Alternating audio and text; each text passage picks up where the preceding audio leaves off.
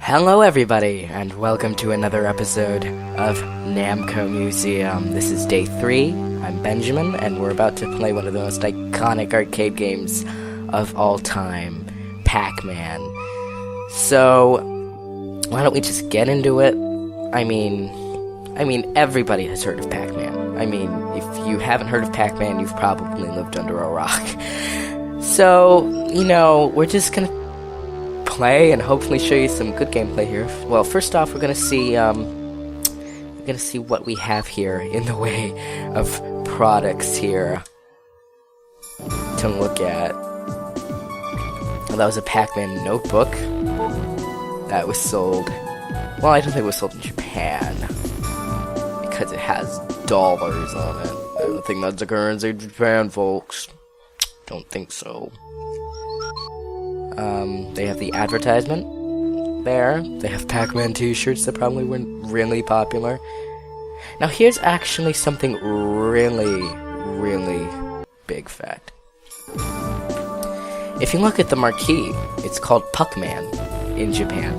And the reason why they changed it was because of Americans and their just undying need to deface anything, to be vulgar and funny and just being like yuck yuck yuck fuck man.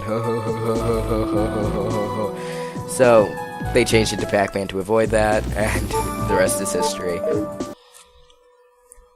Really not much in the way of this exhibit here. There's a PC board, how to play, and there's just Bright Showcase. But why don't we just get right into it? We're gonna get into the game and we're gonna play some Pac-Man.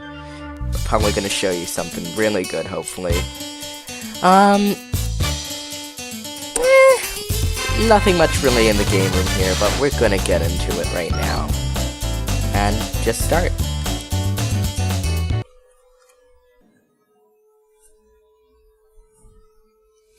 Here we are, folks. It's Pac-Man, the one and only here. There's really not much to say here. You go around a maze, chomping on dots, try not to get caught by the ghosts, eat a power pellet, munch on them for points, 200, 400, 800, 1600 points. Not really much to say, but as you guys know, since this really isn't the actual ROM, it was built from the ground up to accommodate several stuff of the PlayStation. It does look different. If you look at it through this side, you can see that the sprites are really scrunched up and compressed, and that's kind of a shame. But what the PlayStation Namco Museums had, they had this really neat feature that if you had a monitor that was capable of being tilted vertically, you would be able to have a display mode that was more akin to the way the arcade looked. But since that's going to be really hard to translate to video form, we're going to stick with this. So let's get started.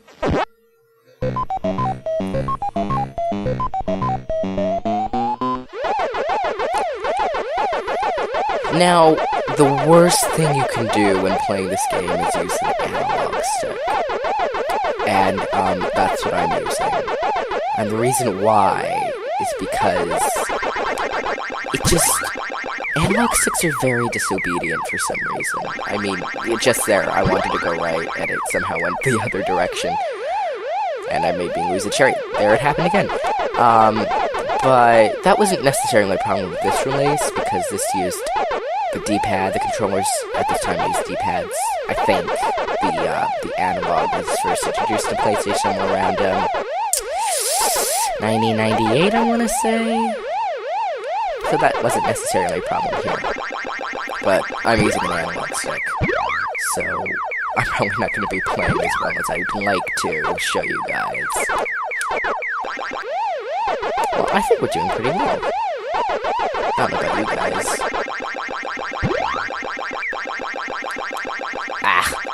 See, you just can't get... See, I just struggled a bit there. I mean, it does result in a lot of frustrating cheap deaths. But, whatever. You know, it's still pretty addicting.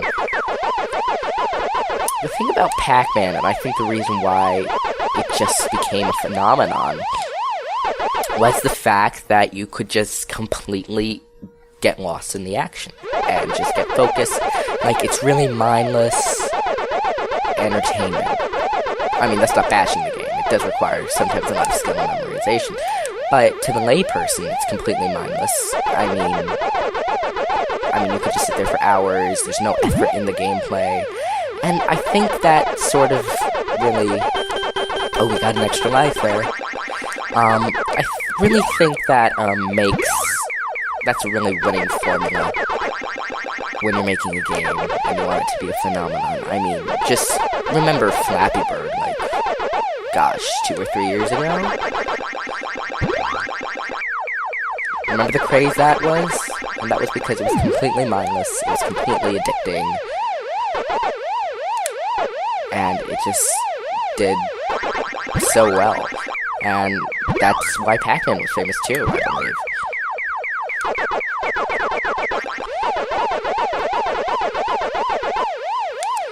Now, a very interesting fact about Pac-Man is that it wasn't really...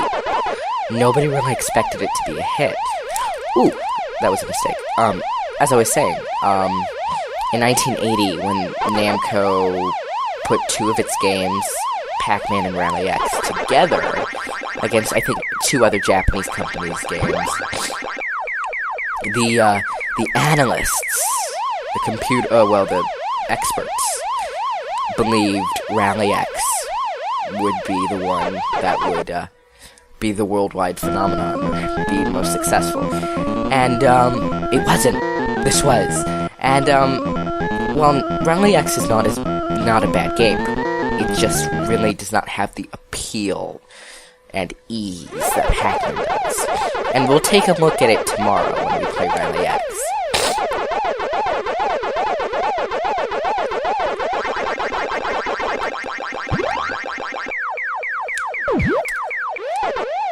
Yeah, I'm trying to get into the action and just completely lose it. Nothing to talk about when I play Pac-Man. See. Oh. I really should have just switched to a D-pad. It's too late for that.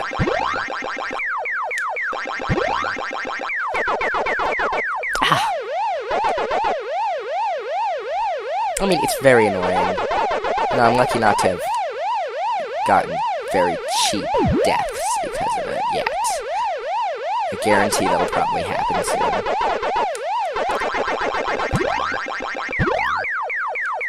Let's see.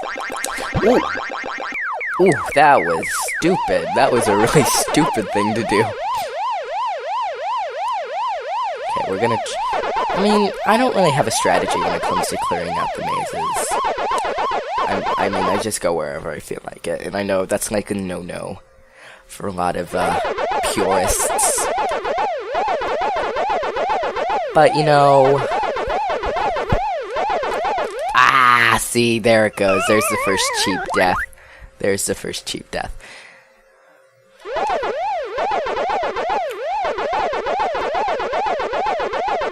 But seriously, no rhyme or reason for me. I just do what feels right.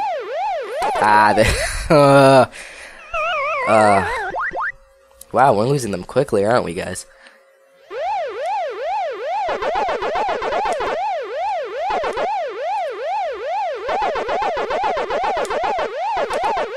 Okay. Ducking in the tunnels is a very good strategy, especially in the later levels when power pellets have absolutely no effect.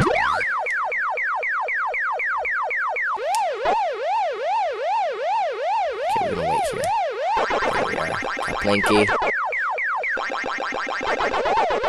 Okay, we want to get these corners out of the way really fast, because I don't want to be trapped.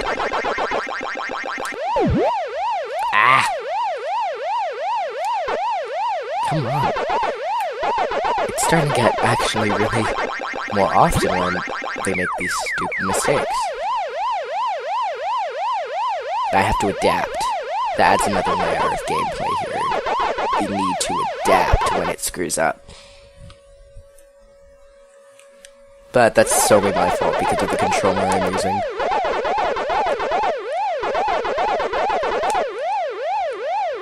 Ah, don't go that way. Oh, they're getting sly. I think this is... Yeah, the apple stage is about the time where they get sly.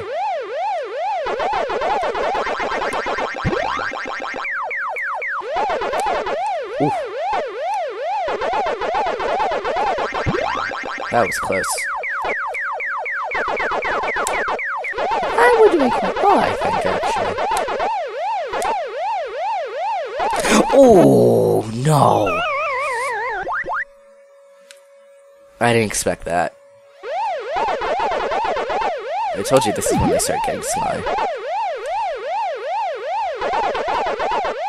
And the funny thing is, I don't remember apples being only 700 points.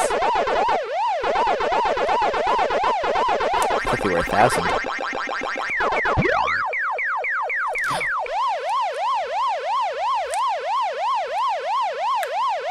Okay, we are trying to get out.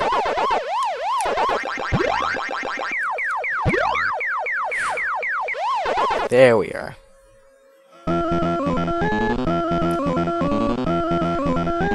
Ah, that's what happens. I always wondered why he just completely spontaneously explodes, but I just noticed that there's a spike there. That just makes sense. They are ghosts, right? Would ectoplasm get caught on a spike?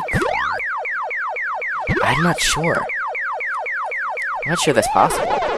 Okay, I want to get the apple. I want to get the apple. I don't think I could get the apple. Nope. Oh, that was close.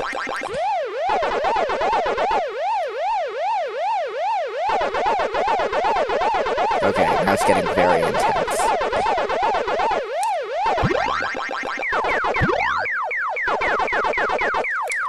Wait, just missed him.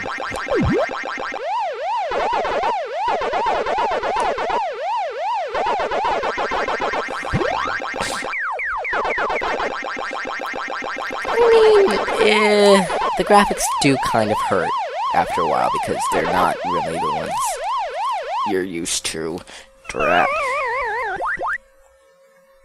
Like you're necessarily used to, because they really could have done a better job with the scaling job, maybe, but I'm not sure if that's because they decided to add the arcade side panels. And that just screwed up the picture, but I'm not sure. Oh, melon. We got the melon stage. Oh, melons are 1,000.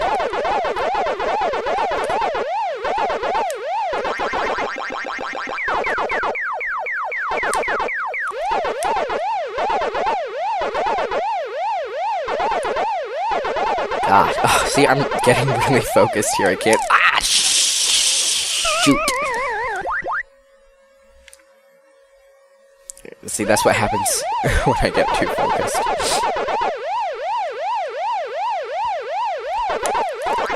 Come on, Pinky.